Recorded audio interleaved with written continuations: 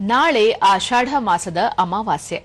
ಮಣ್ಣೆತ್ತಿನ ಅಮಾವಾಸ್ಯೆ ಎಂದೇ ಪ್ರಸಿದ್ಧ ಪಡೆದ ಈ ದಿನವನ್ನು ರಾಜ್ಯಾದ್ಯಂತ ವಿಶೇಷವಾಗಿ ಉತ್ತರ ಕರ್ನಾಟಕ ಭಾಗದಲ್ಲಿ ಸಂಭ್ರಮದಿಂದ ಆಚರಿಸಲಾಗುತ್ತದೆ.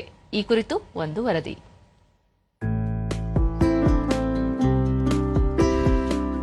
ಮಣ್ಣೆತ್ತಿನ ಅಮಾವಾಸ್ಯೆ ರಾಜ್ಯದ ಗ್ರಾಮೀಣ ಪ್ರದೇಶಗಳಲ್ಲಿ, ವಿಶೇಷವಾಗಿ ಉತ್ತರ ಕರ್ನಾಟಕ ಭಾಗದಲ್ಲಿ ಆಚರಿಸುವ ಜನಪ್ರಿಯ ಕೃಷಿ ಸಂಬಂಧಿತ ಹಬ್ಬವಾಗಿದೆ.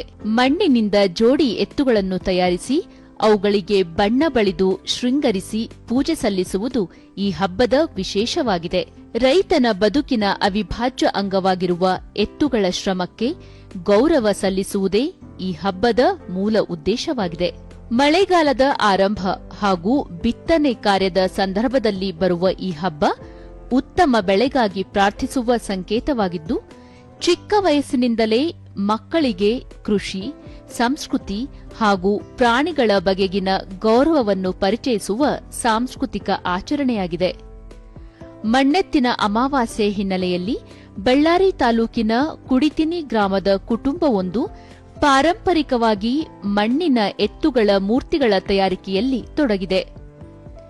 ದೂರದರ್ಶನದೊಂದಿಗೆ ಕಲಾವಿದ ಪಿ. ಹನುಮಪ್ಪ ಗ್ರಾಮದ ಕೆರೆಯಲ್ಲಿನ ಮಣ್ಣು ತಂದು ಅದನ್ನು 2 ದಿನ ನೀರಿನಲ್ಲಿ ನೆನೆ ಹಾಕಿದ ನಂತರ ಮಣ್ಣಿನ ಎತ್ತು ತಯಾರಿಸಲಾಗುವುದು.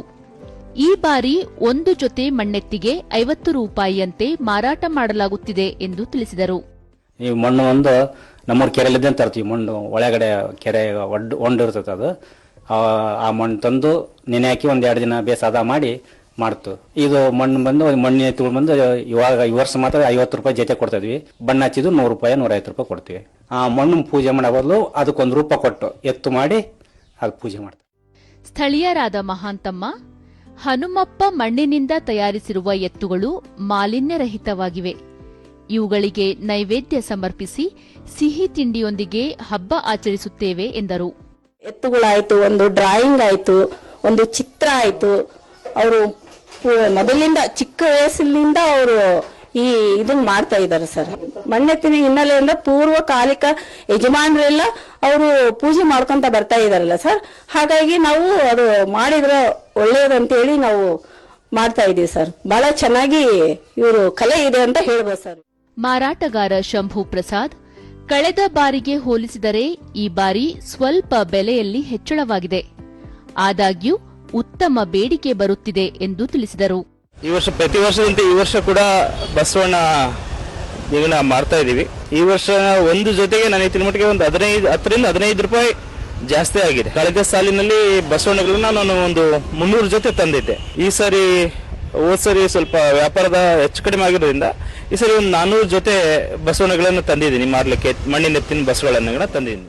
ಇನ್ನೋರ್ವ ಸ್ಥಳೀಯರಾದ ತಿಮ್ಮಪ್ಪ, ನಮ್ಮ ಸಂಪ್ರದಾಯ ಹಾಗೂ ಪರಿಸರವನ್ನು ಉಳಿಸಿ ಬೆಳೆಸುವ ನಿಟ್ಟಿನಲ್ಲಿ ಮಾಲಿನ್ಯರಹಿತ ಮಣ್ಣಿನ ಎತ್ತುಗಳನ್ನು ಪೂಜಿಸುತ್ತೇವೆ ಎಂದು ಹೇಳಿದರು. ಬಸವಣ್ಣಗಳನ್ನ ಮಣ್ಣಿಂದ ಮಾಡೋದಕ್ಕೆ ಪರಿಸರ ಹಾಳಾಗಲ್ಲ. ಫಸ್ಟ್ ಪರಿಸರ ಬೇಯಿಸಿದ್ರೆ ಎಲ್ಲ ಜನಜೀವನ ಎಲ್ಲ ಸುರಕ್ಷಿತವಾಗಿರ್ತದೆ ಅಂತೇಳಿ ಇವರು ಪೂರ್ವದಿಂದ ನಮಗೆ ನೆನಪಿರ್ತಕ್ಕಂಥ ಇವರು ಮಣ್ಣಿಂದೇ ಬಸವಣ್ಣ ಮಾಡ್ಕೊಂತ ಬರ್ತಿದ್ದಾರೆ. ಪ್ರತಿಯೊಬ್ರು ಮಣ್ಣಿನ ಬಸವಣ್ಣಗಳು ತಗೊಂಡು ಪೂಜೆ ಮಾಡ್ರಿ, ಒಳ್ಳೇದಾಗ್ತದೆ ಎಲ್ಲರಿಗೆ. ಒಟ್ಟಾರೆಯಾಗಿ ಈ ಬಾರಿ ಮುಂಗಾರು ಕೈಕೊಟ್ಟಿದ್ದು ಬರಗಾಲ ಪರಿಸ್ಥಿತಿ ಆವರಿಸಿದ್ದರೂ ಸಾಂಪ್ರದಾಯಿಕ ಮಣ್ಣೆತ್ತಿನ ಅಮಾವಾಸ್ಯೆ ಆಚರಿಸುವ ಮೂಲಕ ಉತ್ತಮ ಮಳೆ ಬೆಳೆಗಾಗಿ ಪ್ರಾರ್ಥಿಸಲಾಗುತ್ತದೆ.